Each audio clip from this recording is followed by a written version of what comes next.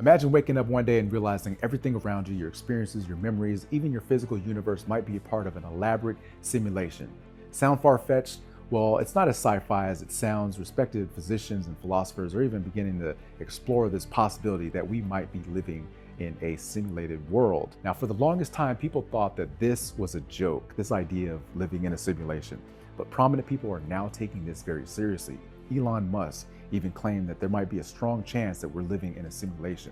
Neil deGrasse Tyson considers that this is a viable hypothesis. Even scientists like Melvin Vopson are uncovering physical evidence that hints that the universe is coded with informational laws rather than purely material ones. So if we're a part of an elaborate simulation, what does that mean for us? Can we hack the system? Can we escape the matrix? Are there cheat codes? And I don't know about you, but when I play video games, I love a good cheat code.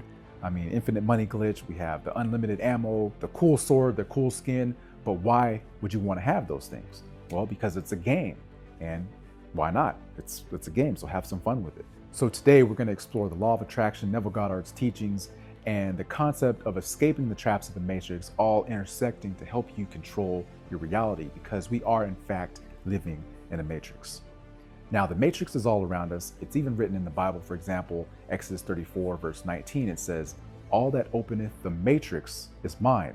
Exodus 13:12 says that thou shalt set apart unto the Lord that openeth the matrix. Now, some of the biggest codes in the matrix are emotional and mental constraints, which we experience, which are, for example, you have fear, doubt, societal expectations, are all part of codes that keep us stuck. So some of the biggest traps of the matrix, for example, are a poverty mindset, poor health, a lack of self-love, and an overall dissatisfaction with life. So when you begin to understand who you are as an infinite being and begin to understand that you are abundant, limitless, how can you be poor when you come from abundance?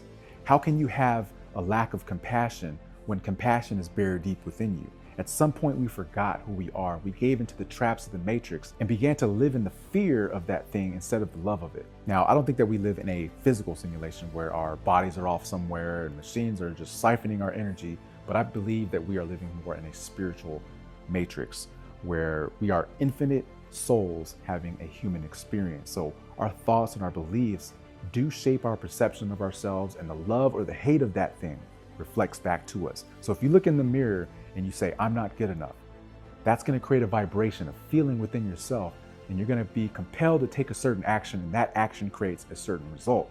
And when you look back on the circumstances and say, "Hey, this is what happened," then you recognize that dissatisfaction, and then you confirm and say, "See, that's why things are the way they are." But if you do the opposite and you focus on the love of that thing, then when you look in the mirror, you're going to see something different reflect back.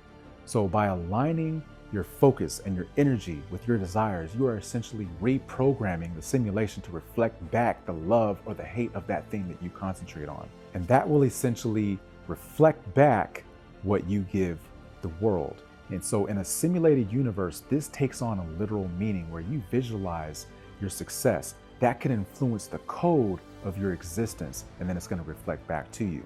So he often mentions in the Bible as well, but he also has a different psychological interpretation of it. For example, when you think about the wedding in Cana, you might think, well, they had a party and then they ran out of wine, and then they begged Jesus to create more wine. So then they brought over some barrels, and then he transformed the water into wine, and then the party kept going. But is that what they're really talking about, or are they talking about something else? So for example, whenever you have a goal or a dream that you want to accomplish, you want to change or achieve something, doubt always creeps in, whether it's through yourself or it's through other people, friends or family. So Mary comes in and says, "We have no wine. What are we going to do about this?" Well, Jesus says, "Never mind that, bring the barrels of water to me." So he instructs his disciples to bring over the barrels of water, and he said to fill them with water. What does water do? It takes the form of its vessel. So if you fill water into a cup, it becomes the cup. If you fill water into a different vessel, it becomes that.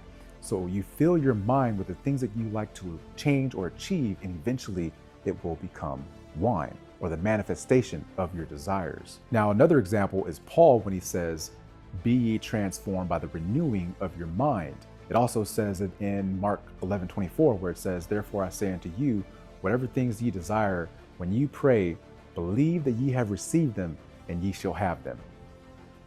In other words, live in the end. See yourself as you wish to be.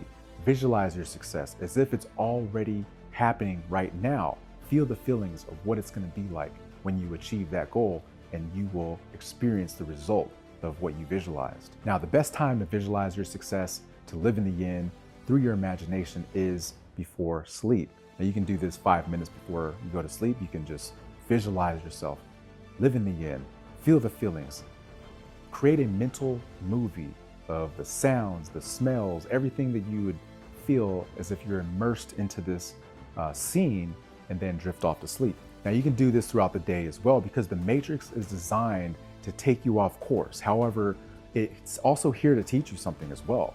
So it's here to build resilience on your path to becoming the best version of yourself. And as a result, you will be rewarded by that. So if that thing that you are desiring to have hasn't happened yet, then what are you doing not believing that it's true? Just keep visualizing, keep believing in yourself. One of the biggest problems that we have right now is that we believe in a God in the sky to come down and do something for us, but we don't even believe in the God in us. Because the truth is that Christ is within you. And so when you believe that Christ is within you, that closes the gap between you and God, and also closes the gap between you and the things that you desire. So I hope this helps. So go ahead and like this video, share this video with all your friends and family.